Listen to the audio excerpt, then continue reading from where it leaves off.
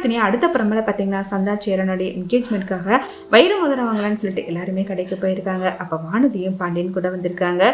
சந்தாவுக்கு வைர மோதிரம் வாங்குறத பார்த்துட்டு வானதி பயங்கரமாக ஷாக் ஆகிறாங்க.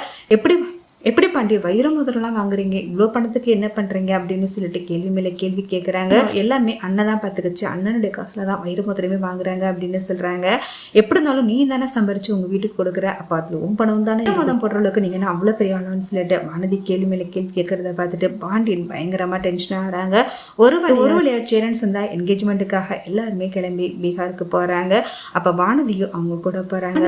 பாண்டியன் கூட ரொம்பவே ஜாலியாக டைம் ஸ்பெண்ட் பண்ணுறாங்க. நிச்சயத்துக்கான ஒரு வழியா நிச்சயத்தை முடிஞ்சிருது. அடுத்து வர முகூர்த்தத்திலே கல்யாணத்தை பண்ணிடலாம், இதுக்கு மேலேயும் தள்ளிப்பட முடியாது அப்படின்னு சொல்லிடுறாங்க. அடுத்த முகூர்த்தத்திலே கல்யாணத்தையும் முடிவு பண்ணிடுறாங்க.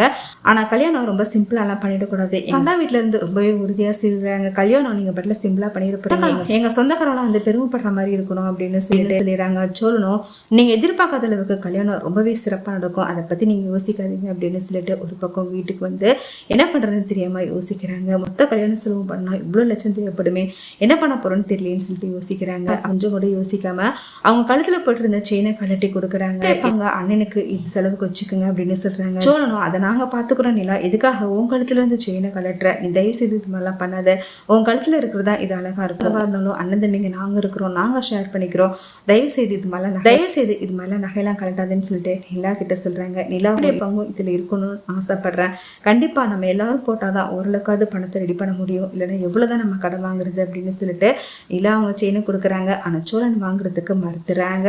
கல்யாணத்துக்கு சொந்தக்காரவங்க எல்லாருமே வந்துடுறாங்க.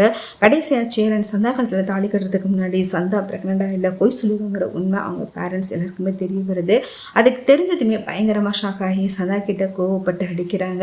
எவ்வளோ பெரிய பொய் சொல்லி இந்த கல்யாணத்தை நிறுத்தி இப்போ போய் இஷ்டப்படி ஒரு வாழ்க்கையை தேடி இவ்வளோ தூரம் வந்திருப்பேன்னு சொல்லிட்டு சந்தா கிட்ட அவங்க அம்மா அப்பா பயங்கரமாக கோவப்படுறாங்க. சந்தாக்கு எடுத்து கும்பிட்டு உங்களை கெஞ்சி கேட்டுக்கிறேன், தயவு செய்து எனக்கு பிடிச்ச வாழ்க்கையை வாழ விடுங்க, தயவு செய்து என் கல்யாணத்தை நடத்துவீங்கன்னு சொல்லிட்டு கெஞ்சி கேட்டுக்கிறாங்க. ஒரு பக்கம் நிலாவும் எடுத்து சொல்லி புரிய வைக்கிறாங்க. வேற வழியே இல்லாம சந்தா சேரன் கல்யாணத்தை நடத்தி வைக்கிறாங்க.